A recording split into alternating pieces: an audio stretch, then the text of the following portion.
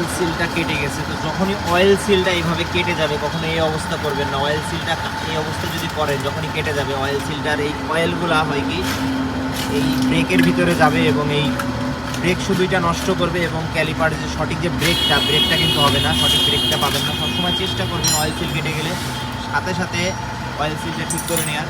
তো বাইকটা পুরোটাই খুলতেছে, দেখতেই পাচ্ছেন বাইকের অবস্থা। অয়েল সিল দুইটাই কাটা আছে। চেন স্পকেটের অবস্থা কি? চেন স্পকেটের অবস্থাটা খুবই বেহাল।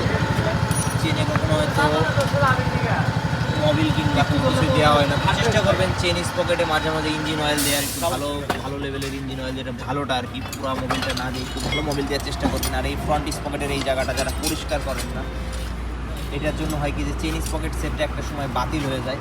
তো ফুল বাইকটাই আমরা খুলতেছি। বাইকের অবস্থা শোচনীয় অবস্থা, নাট বল্টুগুলো জং চলে আসছে, একটা নাট বল্টু জং চলে আসছে। বাইকটা বসায় রাখা হয়েছিল 10-15 দিন। তো বাইক কখনই বসায় রাখেন না, যখন স্টার্ট বন্ধ হবে চেষ্টা করবেন বাইকটা রানিং করে নেওয়ার। মেন হচ্ছে বাইকের সিডিআই প্রবলেম ছিল, বুঝতে পারেন। দেখতে পাচ্ছেন ভিতরের অবস্থা, বাইকের পার্টস, নাট বল্টুর অবস্থা পুরোটা জং চলে আসছে। পুরো বাইকের প্রত্যেকটা পার্টস আমরা খুলে নিছি। এয়ার ক্লিনারটার অবস্থাটাও ভালো না।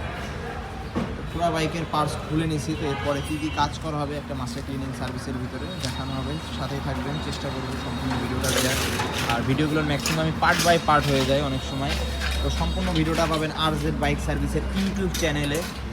RZ বাইক সার্ভিস লিখবেন, ইউটিউবে চলে আসবেন চ্যানেলে।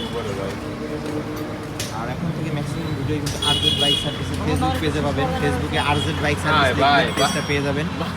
সার্ভিস করাতে অবশ্যই ফোন করে আসবেন অথবা RZ বাইক সার্ভিসে মেসেজ দিয়ে আসবেন।